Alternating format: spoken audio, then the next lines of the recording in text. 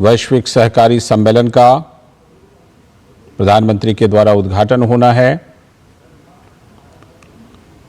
और ये सम्मेलन इस मामले में काफी ऐतिहासिक है कि भारत इसका पहली बार इसकी मेजबानी कर रहा है। Proud of our identity, let's go out to embrace the new generation, those who do not know the practice of organized cooperation, to integrate this great family of 1 billion to 1 billion more, who surely cooperate today to live and some to survive. And let us continue to demonstrate that this is the best way for all of us to have a dignified life, leaving no one out and leaving no one behind. I humbly believe that this is the call we must make to ourselves at the gate of 2025, the International Year of Cooperatives. Taking as our own the call made by the United Nations for the second time in 13 years for the state of the world to prioritize the social entrepreneurial model. India is an example of government committing to cooperatives. I am deeply grateful to the Prime Minister, the Minister of Cooperation and other authorities for being here today. The United Nations has been clear in its call for this new International Year of Cooperatives. Cooperatives in their various forms promote the fullest possible participation in the economic and social development of local communities and of all people. I would like to finalize emphasizing that in the tradition of our founders, we, the cooperators beyond borders, believe in and practice the ethical values of honesty, openness, social responsibility, and caring for others. And every few years, the cooperative movement worldwide seeks to recognize the tireless efforts and selfless enterprise of those individuals and institutions who inspire a cooperative temperament in all and uphold the cooperative spirit. We do this through the Rochdale Pioneers Award, named after the cooperators of Rochdale in Manchester who established a cooperative store in 1844. This year, a special committee appointed by the ICA board undertook the difficult task of analyzing numerous nominations and came to the decision to honor an individual known for his pragmatic approach to entrepreneurship and innovation as the 2024 Rochdale Awardee. We are proud to announce that this year's award has gone to an Indian cooperator, Dr. Udal Shankar Avasti. Congratulations, Dr. Avasti. We are proud of your work and celebrate your commitment to building a better world. Dear friends, colleagues, authorities, I am sure that in these days that await us, we will consolidate our integration from all sectors, from all origins, from the different cultures that each of us represent, forming a true cooperative polyhedron, where each one counts, each one is valuable, and each one contributes to the global construction of this identity that unites us worldwide.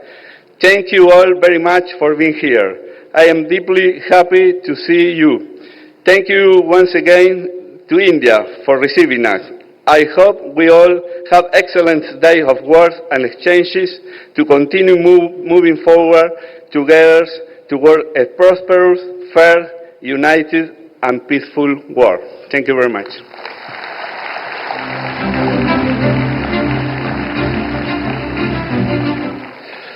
Thank you, Dr. Ariel Guarco, for your welcome address. May I now invite the Resident Coordinator of United Nations in India, Mr. Shombi Sharp, for his remarks on this occasion. Mr. Shombi Sharp, please.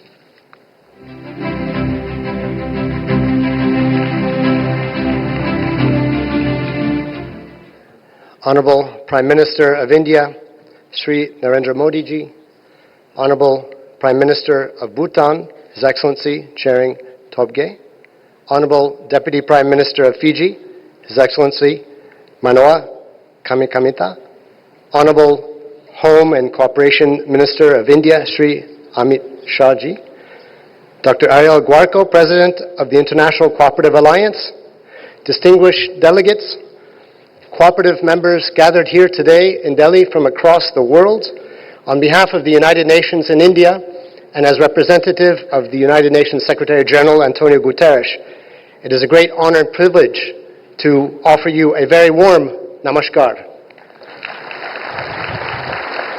आप सभी को अंतर्राष्ट्रीय सहकारिता वर्ष 2025 की हार्दिक शुभकामनाएं। मुझे आप सबसे मिलकर बहुत अच्छा लगा। It's a wonderful pleasure to see all of you here to join you on this very important launch of the International Year of Cooperatives 2025, adopted by world leaders at the United Nations. Let me begin by recognizing and applauding the vision of the Honorable Prime Minister in establishing the Ministry of Cooperation and the leadership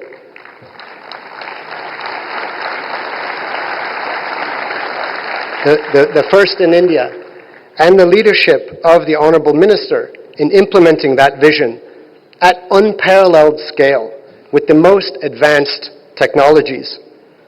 As we know, cooperatives are far more than economic entities. You embody the core values of solidarity, collective responsibility that drives the social, cultural, and economic development of communities across the world. As a young boy, spending time on my grandfather's farm in Kansas, I saw firsthand the central role that cooperatives played in driving rural prosperity. Globally, 1 in 8 every single human being on this planet is a member of a cooperative, generating $2.4 trillion in economic value annually, and proving that prosperity and social responsibility can go hand in hand, and must. Standing here in India, a nation synonymous with cooperation, we see firsthand how powerful this movement is. India's cooperative sector has been central to rural transformation, empowering millions through initiatives like Amul, the largest dairy cooperative in the world, which makes, believe me, the most delicious products. You have to try if you haven't already. And women-led self-help groups are leveraging India's world-class digital public infrastructure, helping many millions of women access microfinance, grow their businesses, strengthen their communities through women-led development. Colleagues, as the Secretary General emphasizes in his words by special video address to this gathering, cooperatives are simply vital to the success of the Sustainable Development Goals. And I can think of no better place and no important time to be having this launch than right here in India and right now. India has shown global leadership in putting cooperation, including South-South cooperation, and the Sustainable Development Goals at the center of international focus, and as a strong voice for the Global South, as we saw in the groundbreaking New Delhi Declaration of the G20 presidency. And the theme of this conference, Cooperatives Build Prosperity for All, echoes India's commitment to the ancient values of Vasudhaiva Kutumbakam. The world is one family. In conclusion, when people come together, the world is a better place. We are all here to learn from each other. The knowledge and experience of every single one of the 100 countries gathered here today is absolutely vital. And as we say here, Saath hai to sambhav hai. Together, we can scale this amazing Jan Andolan across the world. Thank you so very much. Bahut dhanyavad.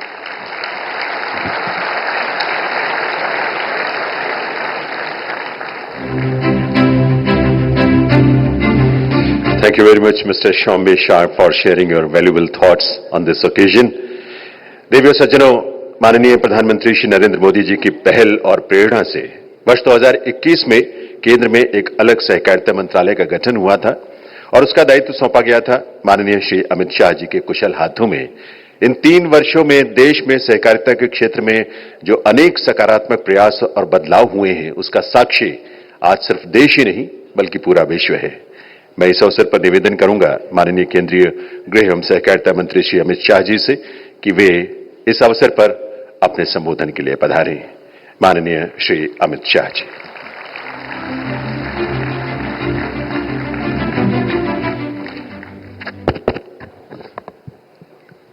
आज के अंतर्राष्ट्रीय सहकारिता सम्मेलन और UN द्वारा निश्चित किए गए वर्ष 2025 को सहकारिता वर्ष के रूप में मनाने की औपचारिक शुरुआत करने के कार्यक्रम में मंच पर उपस्थित भारत के सम्माननीय प्रधानमंत्री श्रीमान नरेंद्र मोदी जी, भूटान के प्रधानमंत्री श्रीमान दासो शेरिंग तोब्गे जी, फिजी के उप प्रधानमंत्री महामहिम मनोवा कामिकामिका जी और संयुक्त राष्ट्र के प्रतिनिधि श्री सोम्बी शार्प, आईसीए के अध्यक्ष डॉक्टर एरियल गुआरको और आज देश और दुनिया से आए हुए सहकारिता के क्षेत्र में काम करते हुए सभी सहकारिता के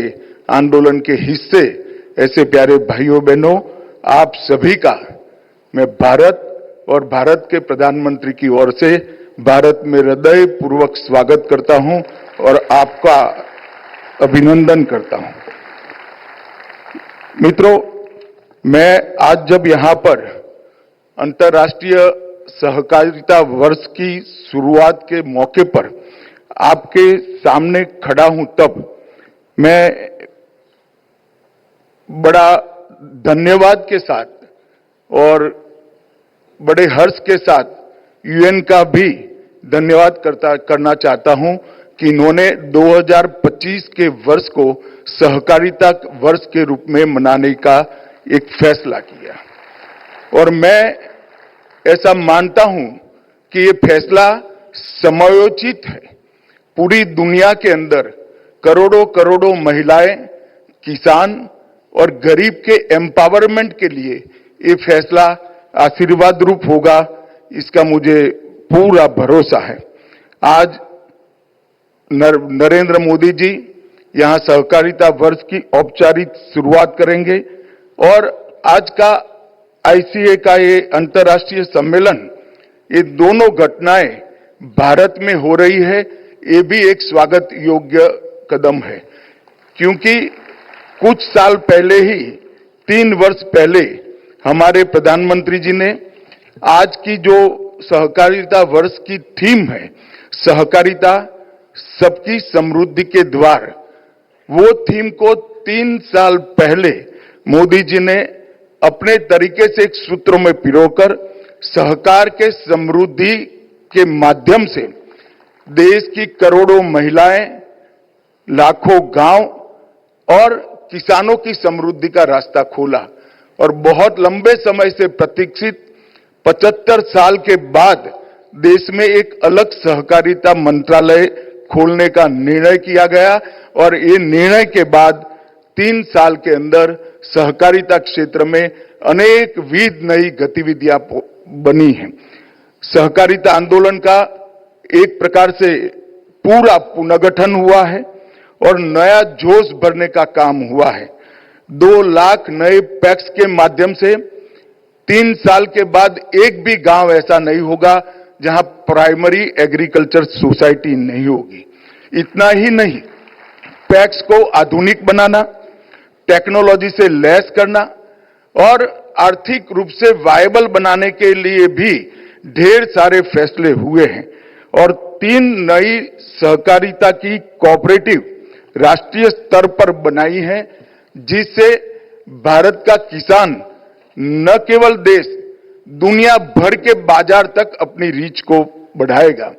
भारतीय राष्ट्रीय सहकारी निर्यात लिमिटेड, राष्ट्रीय सरकारी सहकारी ऑर्गेनिक्स लिमिटेड और भारतीय बीज सहकारी समिति लिमिटेड, ये तीनों कोऑपरेटिव आने वाले दिनों में किसानों की सहभागिता दुनिया के व्यापार में तो बढ़ाएगी, मगर इसके साथ पूरी दुनिया के कोऑपरेटिव की सारी संस्थाओं को एक प्रेरणा देने का भी काम करेगी कि अच्छे तरीके से सहकारिता के सिद्धांतों के साथ अगर हम काम कर सकते हैं तो किस प्रकार से छोटे से छोटा किसान ग्लोबल मार्केट तक अपनी रीच को पहुंचा सकता है, इसका उदाहरण ये तीनों कोऑपरेटिव बनने वाली है। जिस तरह से इफको, क्रिप्को और अमूल ने आज भारत का एक प्रकार से सहकारिता के क्षेत्र में पूरी दुनिया में एक एग्जाम्पल सेट करने का काम किया है, भारत की ये तीनों संस्थाओं ने, इसी प्रकार से ये तीनों अपनी नई कोऑपरेटिव भी आगे दुनिया भर के लोगों का, सहकारिता के क्षेत्र में काम करने वाले लोगों का मार्गदर्शन करेगी। नए सहकारिता मंत्रालय की स्थापना के बाद पूरे कानूनी ढांचे का पुनर्गठन हुआ है और श्वेत क्रांति 2 और ब्लू क्रांति की शुरुआत भी हुई है, जिसमें सहकारिता का रोल एक प्रकार से बड़ा महत्वपूर्ण है। कुछ दिनों में सहकारिता के समग्र विकास के लिए ये 3 साल में मोदी जी के मार्गदर्शन में आमूलचूल परिवर्तन की ओर हम आगे बढ़े हैं और आने वाले कुछ ही दिनों में हम सहकारिता का विश्वविद्यालय भी बनाने जा रहे हैं, जिसके माध्यम से ट्रेन और टेक्नोलॉजी से युक्त ह्यूमन रिसोर्स का निर्माण बड़ी सरलता के साथ होगा और सहकारिता नीति भी यही सहकारिता वर्ष में हम लाकर भारत के सहकारी आंदोलन को एक लंबा रास्ता तय करने का हम सुनिश्चित करेंगे। भारत सहकारिता की रीच को बढ़ाने के लिए हर गांव और हर क्षेत्र किसान को जोड़ने के लिए कटिबद्ध है और नए नए क्षेत्र भी हमने बहुत सारे तराश कर कोऑपरेटिव के अलग प्रकार से भी रीच बढ़ाने का प्रयास किया है।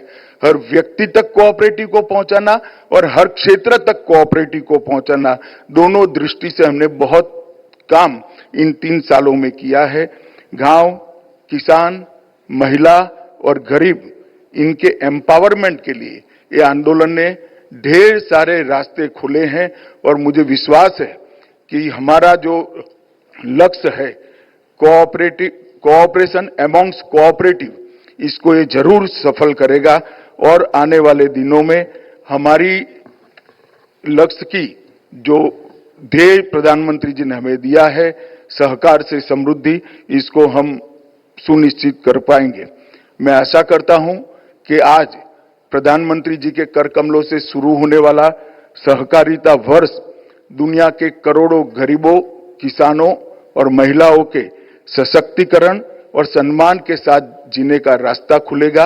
अतः मैं दुनिया भर के सहकारिता के साथियों को सहकारिता वर्ष की शुरुआत की बहुत बहुत शुभकामनाएं देता हूं और उनका अभिनंदन करता हूं। धन्यवाद।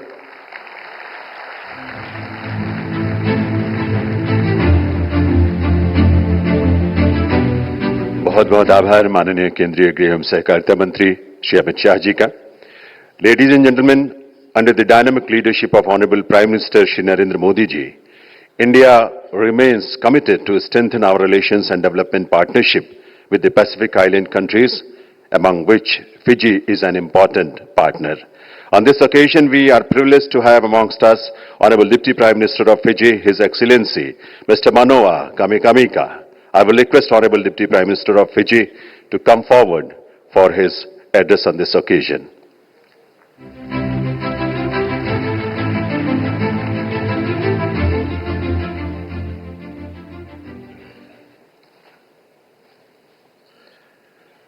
The Honorable Prime Minister of India, Shri Narendra Modi, the Prime Minister of Bhutan, the Honorable Tshiring Tabey, the UN Resident Coordinator in India, Excellency Shombi Sharp, Deputy Prime Minister of Mongolia, the Honorable Amasaikan Sayambian, Honorable Minister for Home Affairs and Cooperation for India, Shri Amit Shah, ladies and gentlemen. As we say in the Pacific or in Fiji, Mbulavinaka, Namaskar, and a very good afternoon to you all. It is a privilege to stand before you today in New Delhi for the global launch of the 2025 UN International Year of Cooperatives. I extend heartfelt greetings to each of you joining us under the theme, Cooperatives Build Prosperity for All. I express my sincere gratitude to the previous speakers for their inspiring words. And Honorable Prime Minister, I thought I'd share three things that Fiji has as similarities with India when it comes to cooperatives. Firstly, India is steeped in tradition of cooperatives, embodies the principle of Vasudhaiva Kumbudabakam, the world is one family.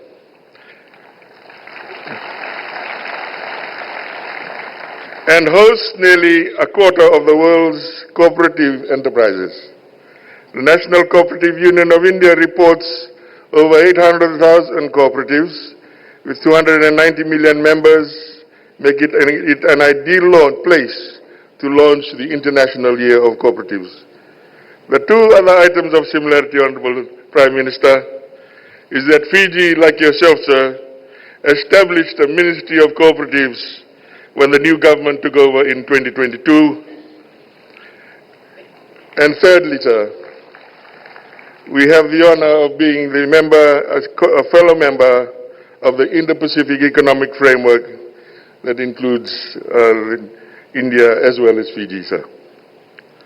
The theme of cooperatives building prosperity for all resonates well with the Fijian concept, as I had mentioned, of the Fijian concept of Solo-Solawaki, by emphasizing communal support and collective efforts to uplift entire communities. Cooperatives operate on the principle of collective ownership and shared benefits, mirroring the Solo-Solawaki concept, as mentioned, which highlights cooperation and community support in achieving common goals, similarly with the Vasudhaiva Kutumbakam concept. My country, Fiji, with its rich tradition as well in cooperatives like India, spans sectors such as agriculture, fisheries, handicrafts, underscoring their role in building economic resilience and improving livelihoods. The theme aligns with Fiji's commitment to the SDGs, encouraging sustainable practices that benefit the economy and the environment. The International Year of Cooperatives provides an opportunity for Fiji to confirm its dedication to the cooperative principles and leverage them for national development and community development. As the newly formed government in Fiji of just under 2 years, it views cooperatives and certainly micro, small and medium enterprises as a pathway out of poverty. The cooperative movement in Fiji has been around since the 1940s, and in the 1950s and 60s focused on agricultural commodities. In the 70s, we moved on to retail cooperatives. I thought we have about 650 cooperatives over 15 sectors, and just allow me to share, before I sit down, 3 examples of the cooperative movement in Fiji to demonstrate what we say when we talk about a pathway out of poverty. The first cooperative is the Matambambani Cooperative, which has, through renewable energy, started manufacturing kava. For those of you who don't know what kava is, I encourage you to look it up. Manufacturing kava in their village. and their village happens to be in the middle of the main island of Fiji, Vitilevu. They are starting to produce good income from this initiative. The Lavena Ecotourism in Taveuni, Fiji, offers guided tours for natural environments, emphasizing biodiversity and local culture. This ecotourism model is proving very profitable, rewarding, and offers unique experiences while promoting environmental sustainability. And thirdly, the Ndrawa Carbon Cooperative focuses on sustainable forestry and carbon offset projects that benefit the local community. Their reforestation efforts to restore biodiversity and generate income through carbon credit markets is a wonderful story. Of course, the Fiji National Development Plan, launched this year, also focuses on the need to drive the cooperative movement. Honorable Prime Minister, Fiji is here to listen, learn, and execute. The future plan is to position the cooperative sector as a central driver in the various industries, recognizing the potential to enhance economic growth, foster innovation, and create sustainable livelihoods for communities across the nation. With those few words, as we embark on this journey into 2025, the International Year of Cooperatives, let us be all relentless advocates for the cooperative movement that stands tall in the face of adversity, and as I had mentioned, we believe is a pathway out of poverty and into prosperity. I thank you for your attention.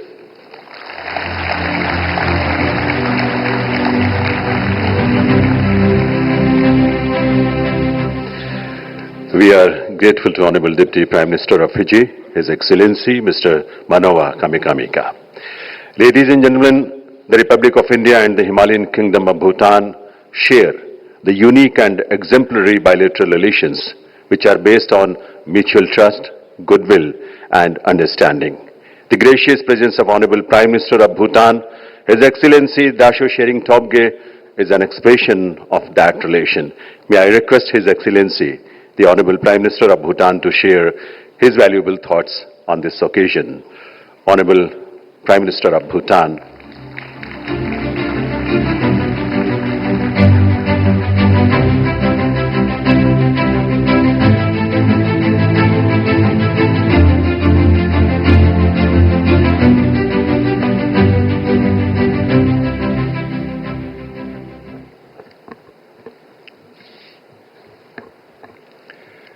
Your Excellency Shri Narendra Modi, Honorable Prime Minister of India, Your Excellency Shri Amit Shah, Honorable Home Minister, Deputy Prime Minister of Fiji, His Excellency Manoa Kamikamika, the Resident Coordinator of the UN in India, Mr. Sean Bishop, Mr. Ariel Enrique Guarco, President of the International Cooperative Alliance, distinguished guests, ladies and gentlemen, I bring with me the warm greetings of His Majesty the King and the people of Bhutan.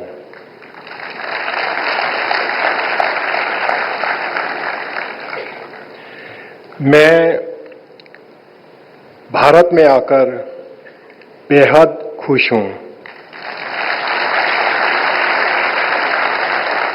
मैं खुश हूं क्योंकि जब भी मैं भारत में आता हूं, मुझे अपने बड़े भाई आदरणीय प्रधानमंत्री मोदी जी से मिलने का मौका मिलता है।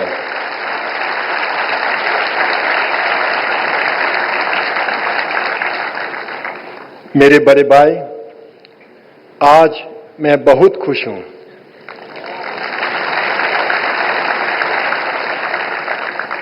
आदरणीय गृह मंत्री श्री अमित शाह जी, आपने मुझे इस महत्वपूर्ण सम्मेलन में भाग लेने के लिए आमंत्रित किया। आपका तहे दिल से धन्यवाद।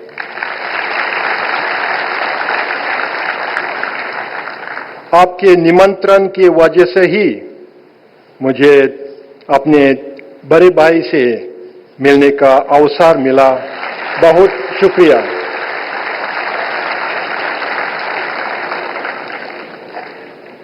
But I have come here to learn as well. Learn about the cooperative movement in general and learn from India's experiences with cooperatives in particular. As such, I am delighted to be here today in the vibrant and diverse nation of India at the launch of the UN International Year of Cooperatives. Today, we come together to celebrate not just the cooperative movement, but the profound impact it has had on communities around the world, especially in uplifting the marginalized and fostering sustainable economic growth. Cooperatives have achieved remarkable successes over the years. They have empowered millions, providing essential services, fostering economic inclusion, and stimulating local economies. By pooling resources and working together, cooperatives have enabled individuals, particularly the poor, to lift themselves out of poverty, access markets, and improve their livelihoods.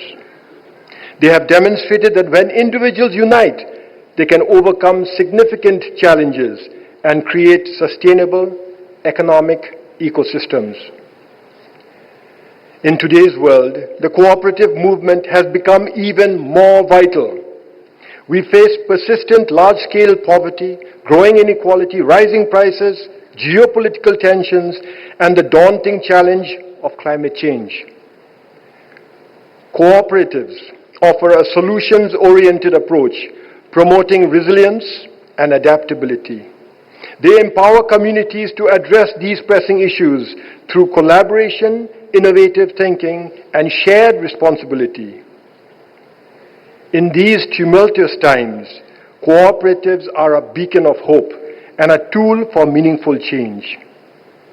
Indeed, cooperatives build prosperity for all. Cooperatives build a better world. It is fitting that the launch of the International Year of Cooperatives is taking place in India, as there is no better country that exemplifies the enormous transformative power of collective action.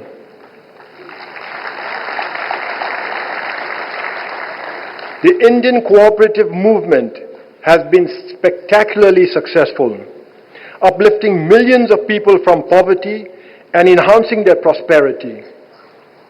In addition, cooperatives have served as a driving force behind India's strong economic trajectory. India's experience demonstrates that with determination and collaboration, we can achieve extraordinary results. I am privileged to be here to learn about the successful cooperatives in India. The knowledge and insights I gain here will undoubtedly help us develop our own cooperative movement in Bhutan, allowing our people also to benefit and to prosper.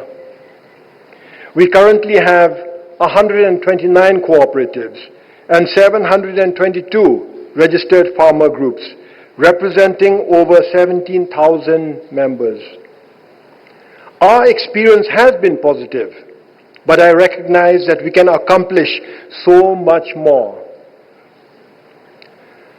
One of our most significant cooperatives is the One Gewok, One Product movement, inspired by Her Majesty, the Queen of Bhutan. This initiative organizes farmers in every Gewok. Gewoks are clusters of villages, much like your blocks.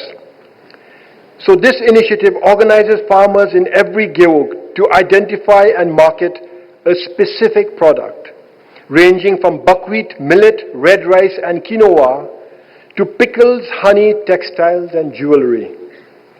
One Gewok, one product, or OGOP, enables these products to reach otherwise inaccessible markets, benefiting countless people across Bhutan.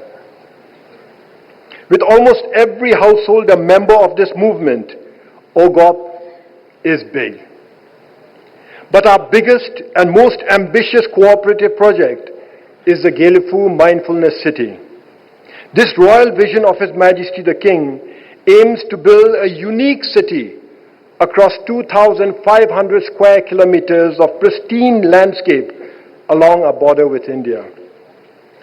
The Gelifu Mindfulness City is designed to be a hub of knowledge, technology, and finance, grounded in the values of mindfulness, sustainability, and harmony. This project, the Gelifu Mindfulness City, this royal vision, embodies the cooperative spirit, as every citizen of Bhutan is both a shareholder and stakeholder, actively participating in this significant initiative. इस संदर्भ में मैं प्रधानमंत्री मोदी जी, मेरे बड़े भाई, मेरे मार्गदर्शक का धन्यवाद करता हूं, जिनके आशीर्वाद और मार्गदर्शन ने इस अनोखी शहर का विकास करने में सहायता की. I would like to express my heartfelt gratitude to Shri Amit Shah ji and the Government of India for their invaluable support and cooperation in helping us kickstart and develop this transformative project. Your commitment to nurturing the friendship and fostering collaboration between our nations is instrumental in bringing this vision, this royal vision, to fruition. It brings me immense joy to hear that many Indians are excited about the Gelifu Mindfulness City. I have witnessed this enthusiasm through the media and my many Indian friends. Therefore, I extend a warm invitation to all of you to visit Bhutan and experience firsthand the innovative approaches we are implementing. Better yet, I encourage you to join us on this once-in-a-lifetime journey. Come and invest in this remarkable city and become pioneers in shaping a better future for ourselves, for Bhutanese and for Indians and the generations that follow. Thank you, and Tashi Dile.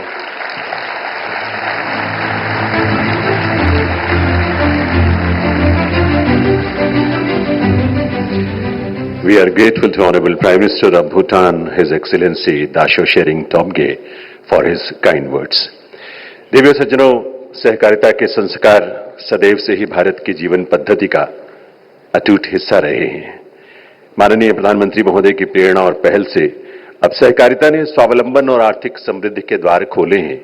Bharat में सहकारिता के इस नए दौर और ICA के अंतर्राष्ट्रीय सहकारिता सम्मेलन पर आधारित एक शॉर्ट फिल्म हमने तैयार की है. आइए देखते हैं ये film. Imagine a world where prosperity is shared, not concentrated.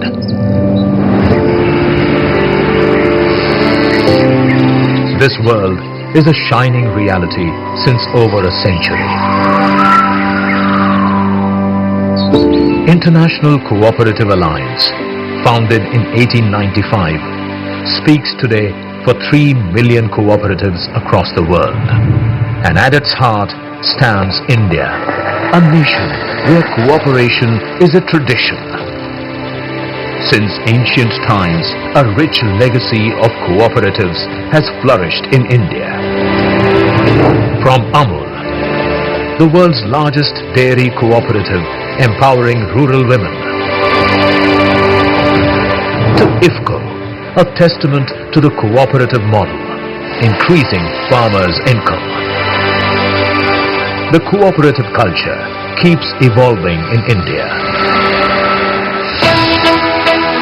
Under Prime Minister Narendra Modi's visionary leadership, the cooperative movement became integral part of India's growth story.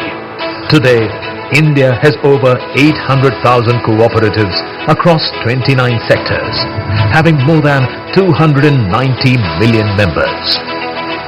With the establishment of a new Ministry of Cooperation in 2021, the sector has grown bigger and better. हमने अलग cooperative मंत्रालय बनाया और वो हमारी सहकारी संस्थाएं उसका जाल बिछा रहा है ताकि गरीब से गरीब की वहां सुनवाई हो, उसकी आवश्यकताओं की पूर्ति हो और वो भी राष्ट्र के विकास की योगदान में एक छोटी इकाई का हिस्सा बनकर के उसमें वो योगदान दे रखें। हमने सहकार से समृद्धि का रास्ता अपनाया है। As the digital age dawns, modern technology meets traditional wisdom. Mobile apps connect farmers to markets. Digital payments reach the remotest villages. Artificial intelligence optimizes supply chains. This is why, for the first time in its 130-year history, the International Cooperative Alliance has chosen India to host its global conference. 5 days, 100 countries, 3,000 delegates, gathering at the iconic Bharat Mandapam, where ideas will be shared, challenges will be addressed, focus will be renewed, future will be envisaged for the cooperatives across the globe. Welcome to the ICA Global Cooperative Conference 2024, and let us thank the United Nations for declaring year 2025 as the International Year of Cooperatives. Cooperatives build a better world. United Nations is proud to stand with you in this essential work.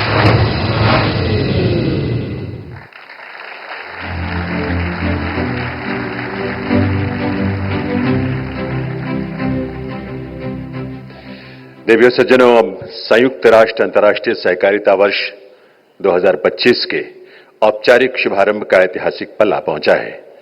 मैं निवेदन करूंगा माननीय प्रधानमंत्री श्री नरेंद्र मोदी जी से कि वे remote का button दबाकर UN international year of cooperative 2025 का शुभारंभ अपने करकमलों से करने की कृपा करें।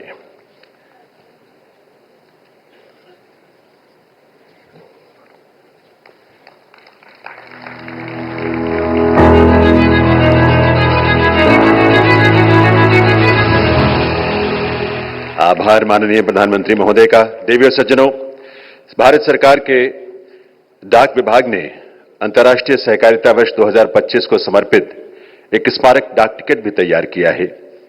मैं निवेदन करूंगा दिल्ली परिमंडल के मुख्य पोस्ट मास्टर जनरल से कि वे मंच पर आकर स्मारक डाक टिकट का प्रथम एल्बम विमोचन के लिए माननीय प्रधानमंत्री श्री नरेंद्र मोदी जी को भेंट करेंगे। मंच पर आसीन अन्य विभूतियों से भी निवेदन है कि वे भी इस विमोचन में शामिल होंगे।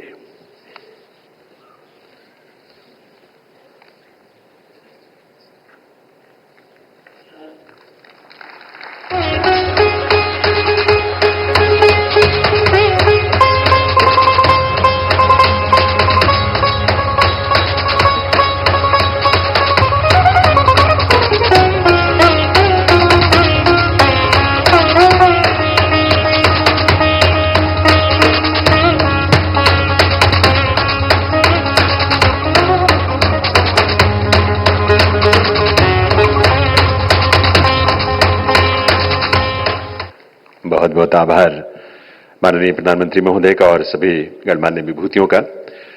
देवियों सज्जनों, माननीय प्रधानमंत्री श्री नरेंद्र मोदी जी के नेतृत्व में आज भारत न सिर्फ प्रगति के पथ पर तेज गति से आगे बढ़ रहा है, बल्कि वैश्विक स्तर पर भारत ने अपनी सकारात्मक पहलों से वैश्विक समस्याओं का समाधान भी प्रस्तुत किया है और वर्तमान में भी कर रहा है।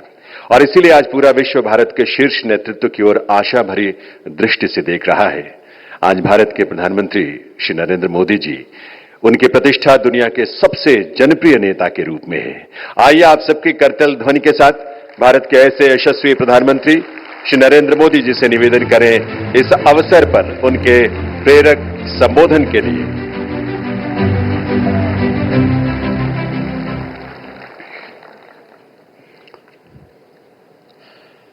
भूटान के प्रधानमंत्री, मेरे छोटे भाई,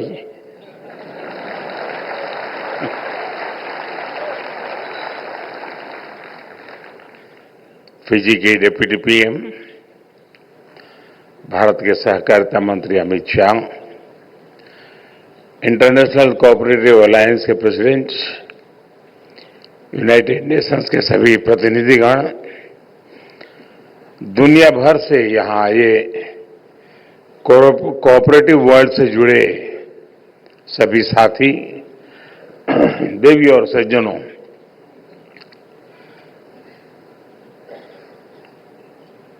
आज आप सबका जब मैं स्वागत कर रहा हूं तो ये स्वागत मैं अकेला नहीं करता और न ही मैं अकेला कर सकता हूं। मैं भारत के करोड़ों किसानों, भारत के करोड़ों पशुपालकों, भारत के पशुपालकों, मछुआरों,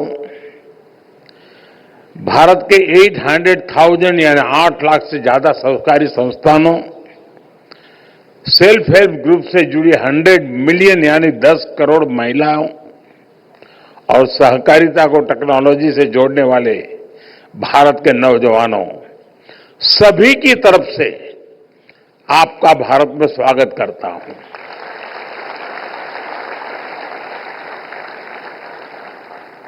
global conference of the international cooperative alliance का आयोजन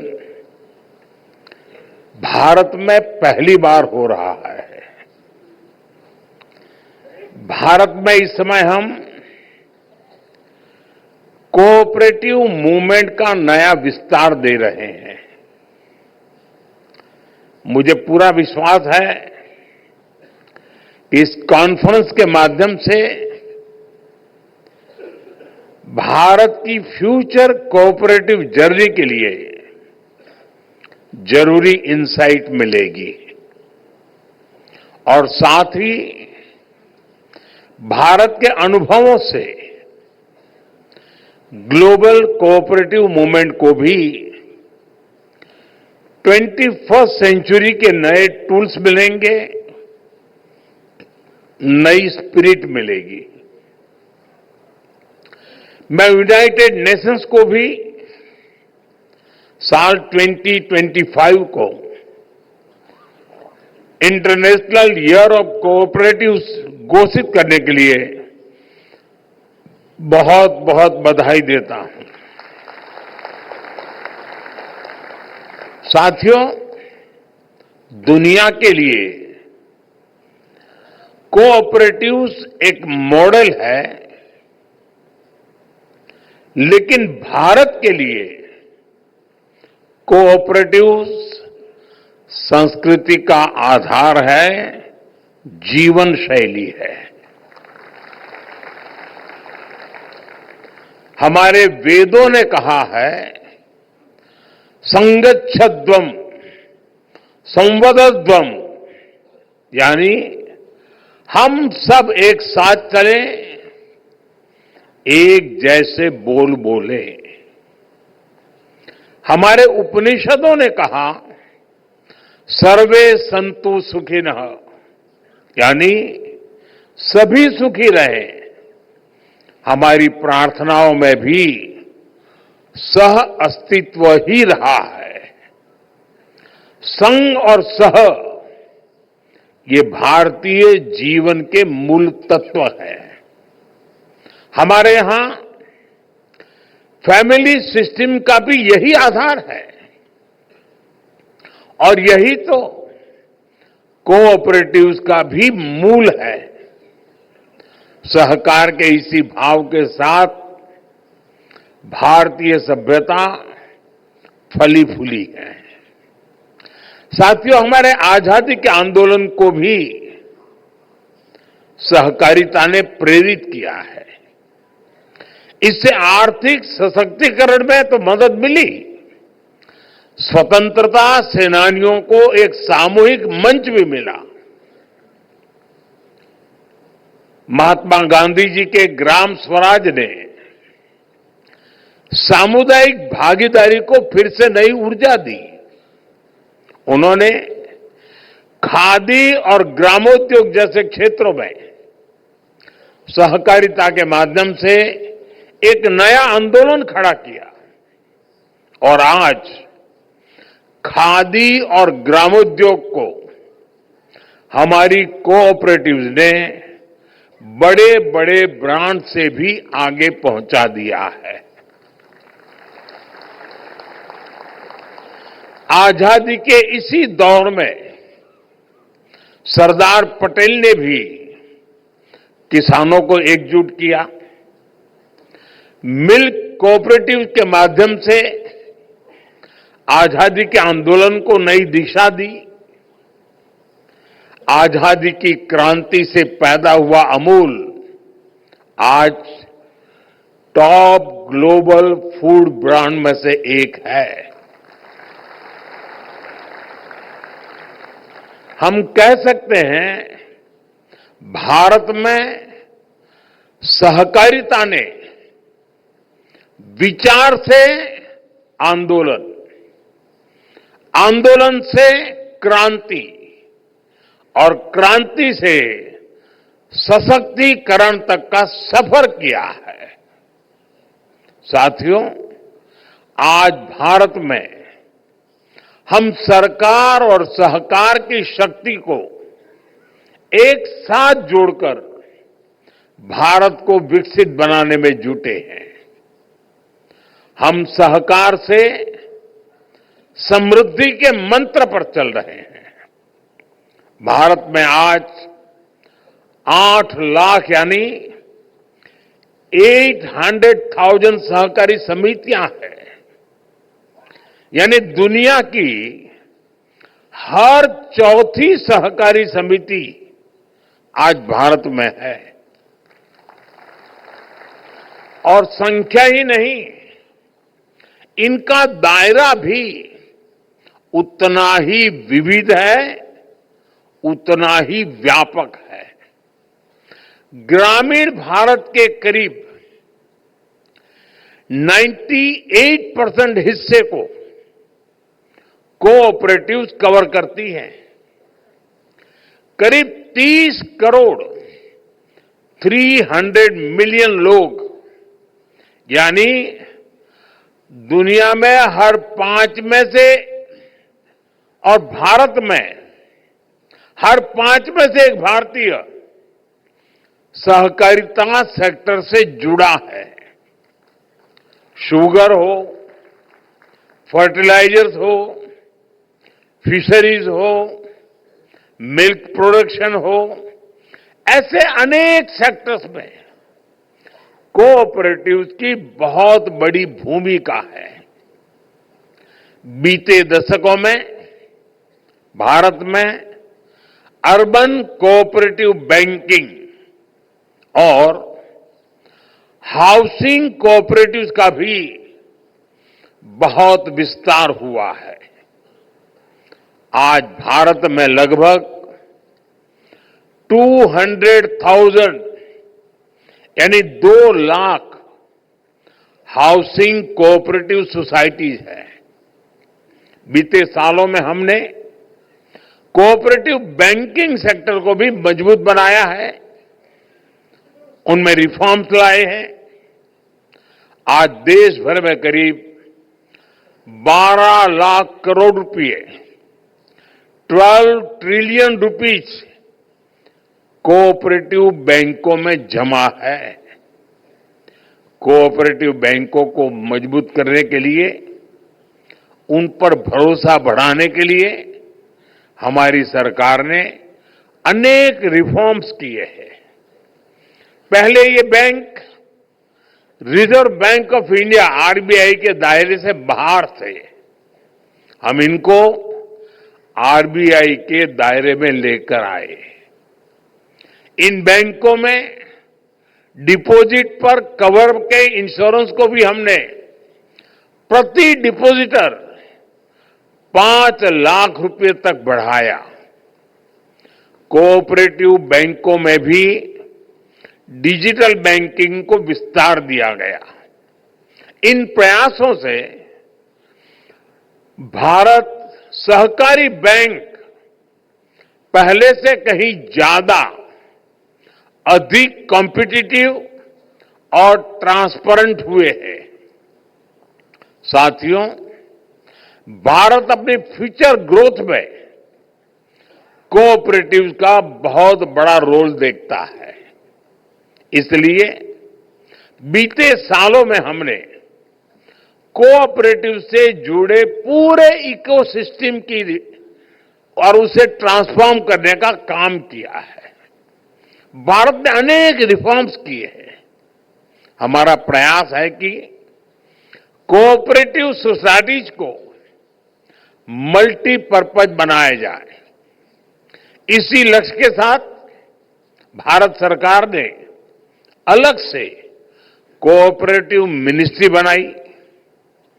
सहकारी समितियों को मल्टीपर्पज बनाने के लिए नए मॉडल बायलॉज बनाए गए।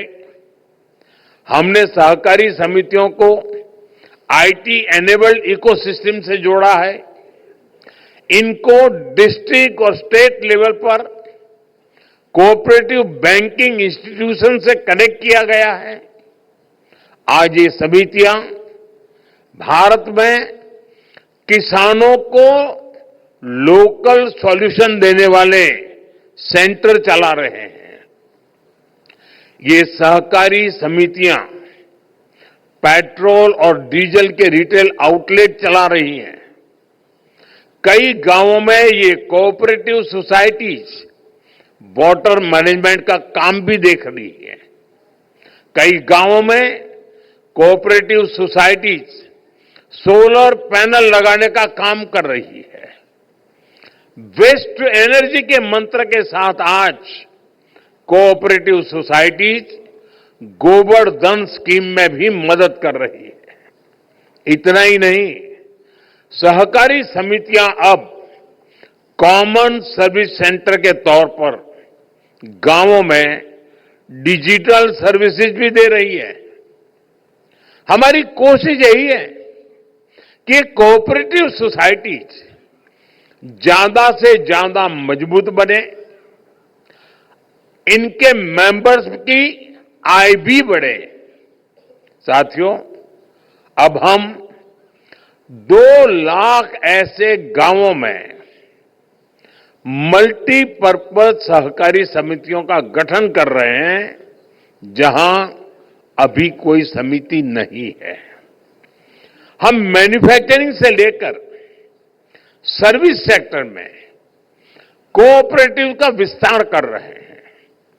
भारत आज कोऑपरेटिव सेक्टर में दुनिया की सबसे बड़ी ग्रेन स्टोरेज स्कीम पर काम कर रहा है।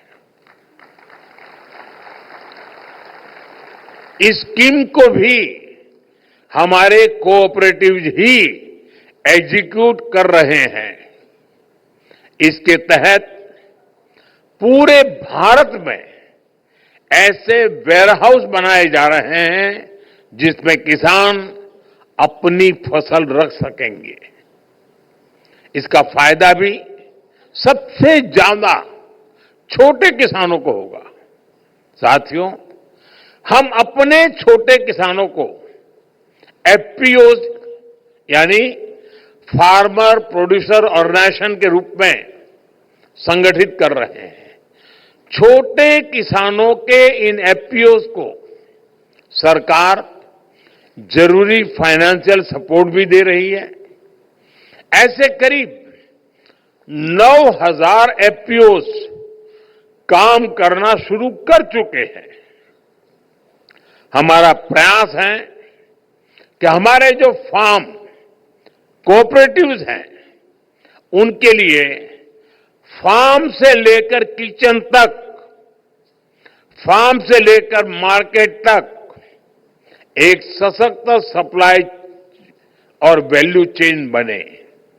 इसके लिए हम आधुनिक टेक्नोलॉजी का इस्तेमाल कर रहे हैं।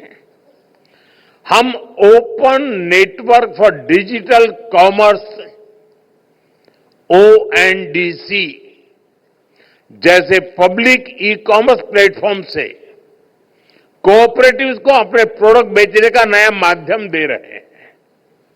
इसके माध्यम से हमारे कोऑपरेटिव्स सीधे कम से कम कीमत में कंज्यूमर को प्रोडक्ट डिलीवर करते हैं। सरकार ने जो जैम यानी गवर्नमेंट ई मार्केटप्लेस नाम का डिजिटल प्लेटफॉर्म बनाया है, उससे भी कोऑपरेटिव सोसाइटी को काफी मदद मिली है। साथियों, इस सदी में ग्लोबल ग्रोथ में एक बहुत बड़ा फैक्टर महिलाओं की भागीदारी का होने वाला है। जो देश, जो समाज जितनी अधिक भागीदारी महिलाओं को देगा, उतना ही तेजी से ग्रो करेगा। भारत में आज विमेन लेड डेवलपमेंट का दौर है। हम इस पर बहुत फोकस कर रहे हैं और कोऑपरेटिव सेक्टर में भी महिलाओं को बड़ी भूमिका है। आज भारत के कोऑपरेटिव सेक्टर में 60% से ज्यादा भागीदारी महिलाओं की है। महिलाओं के कितने ही कोऑपरेटिव्स आज इस सेक्टर की ताकत बने हुए हैं। साथियों, हमारा प्रयास है कि कोऑपरेटिव्स की मैनेजमेंट भी महिलाओं की भागीदारी उसमें बढ़े। इसके लिए हमने multi state cooperative society act में संशोधन किया है। अब मल्टी स्टेट कोऑपरेटिव सोसाइटी के बोर्ड में वीमेन डायरेक्टर्स का होना जरूरी कर दिया गया है। इतना ही नहीं, सोसाइटीज को और इंक्लूसिव बनाने के लिए वंचित वर्गों के लिए भी रिजर्वेशन की व्यवस्था की गई है। साथियों, आपने सेल्फ हेल्प ग्रुप्स के रूप में भारत के एक बहुत बड़े मूवमेंट के बारे में भी जरूर सुना होगा। विमेन पार्टिसिपेशन से विमेन एम्पावरमेंट का ये बहुत बड़ा आंदोलन है। आज भारत की 10 करोड़ यानी 100 मिलियन महिलाएं सेल्फ हेल्प ग्रुप्स की मेंबर्स हैं। बीते एक दशक में इन सेल्फ हेल्प ग्रुप्स को सरकार ने 9 लाख करोड़ रुपए, इन्हें 9 ट्रिलियन रुपीस का सस्ता लोन दिया है। इससे इन सेल्फ हेल्प ग्रुप्स ने गांवों में बड़ी वेल्थ जनरेट की है। आज दुनिया के कितने ही देशों के लिए ये महिला सशक्तिकरण का बड़ा मॉडल बन सकता है। साथियों, 21वीं सदी में अब समय है कि हम सभी मिलकर अब ग्लोबल कोऑपरेटिव मूवमेंट की दिशा तय करें। हमें एक ऐसे कोलैबोरेटिव फाइनेंशियल मॉडल के बारे में सोचना होगा जो कोऑपरेटिव्स की फाइनेंसिंग को आसान बनाए और ट्रांसपेरेंट बनाए। छोटे और आर्थिक रूप से कमजोर कोऑपरेटिव्स को आगे बढ़ाने के लिए फाइनेंशियल रिसोर्सेज की पूलिंग बहुत जरूरी है।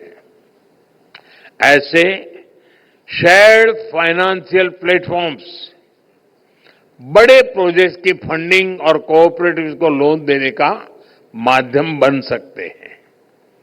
हमारे कोऑपरेटिव्स भी प्रोक्योरमेंट, प्रोडक्शन और डिस्ट्रीब्यूशन में भागीदारी करके सप्लाई चेन को बेहतर कर सकते हैं। साथियों, आज एक और विषय पर मंथन की आवश्यकता है। क्या ग्लोबली हम ऐसे बड़े फाइनेंशियल इंस्टीट्यूशंस बना सकते हैं जो पूरी दुनिया में कोऑपरेटिव्स को फाइनेंस कर सके। आईसीए अपनी जगह पर अपना रोल बखूबी निभा रहा है, लेकिन भविष्य में इससे भी आगे बढ़ना जरूरी है। दुनिया में इस वक्त के हालात कोऑपरेटिव मूवमेंट के लिए एक बड़ा अवसर हो सकते हैं। कोऑपरेटिव्स को हमें दुनिया में इंटीग्रिटी और म्यूचुअल रिस्पेक्ट का फ्लैग बैरियर भी बनाना होगा।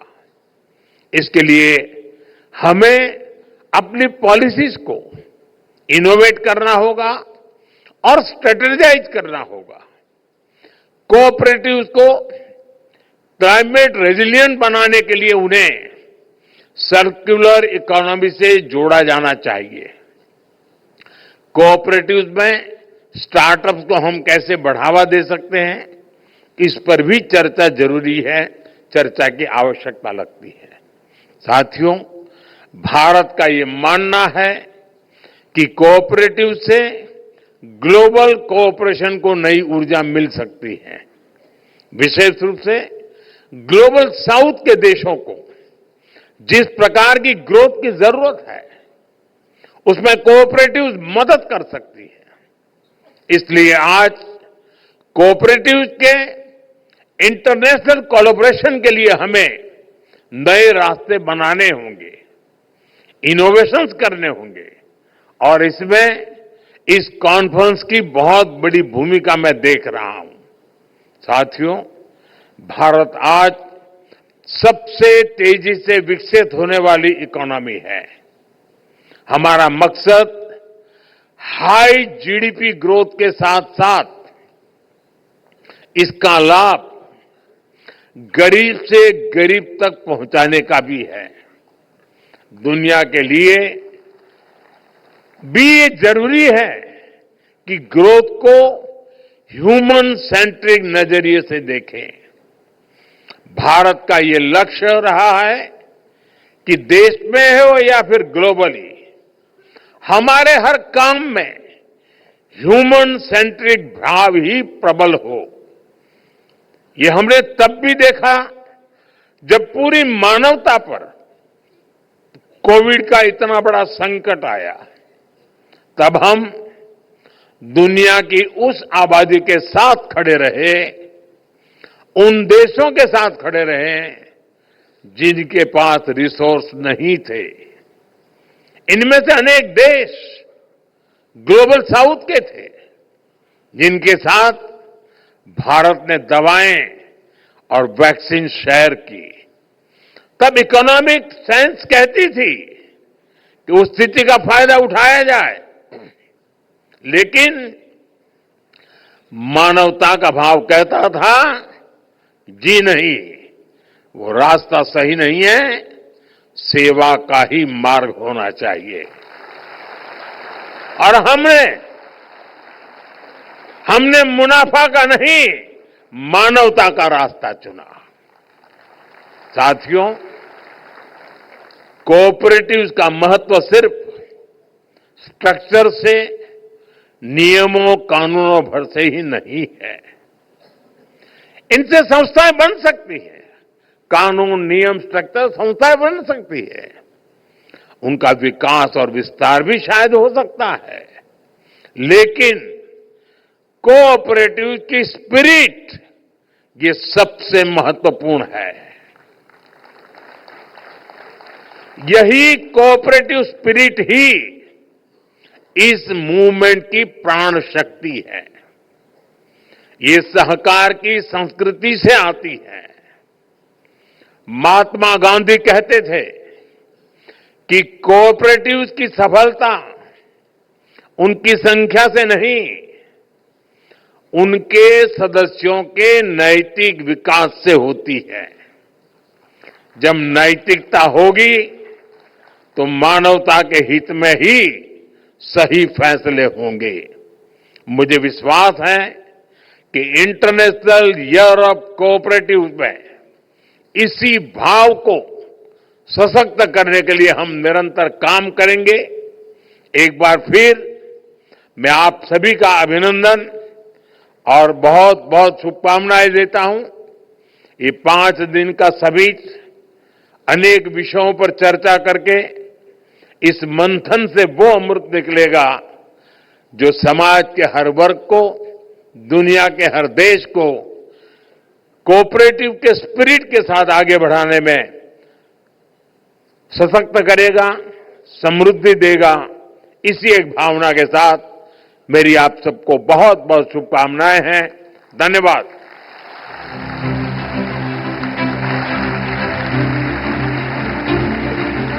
बहुत बहुत आभार माननीय प्रधानमंत्री श्री नरेंद्र मोदी जी का उनके प्रेरक उद्बोधन के लिए और साथ ही अंतर्राष्ट्रीय सहकारिता वर्ष 2025 का औपचारिक शुभारंभ करने के लिए भी। सहकारिता के प्रति आपका समर्थन हमारी सबसे बड़ी ऊर्जा है, हमारा संबल है। तो एक बार सबकी तरफ से आप सभी करतल ध्वनि के साथ पूरी ऊर्जा के साथ आइए भारत के यशस्वी प्रधानमंत्री श्री नरेंद्र मोदी जी का अभिनंदन भी और आभार व्यक्त करें, जिन्होंने सहकारिता को समृद्धि के मार्ग के रूप में इस देश और की नहीं बल्कि दुनिया के सामने रखा है। सहकार से समृद्धि का संकल्प जिन्होंने रखा है, एक विजन, एक दृष्टि हम सबको दी है।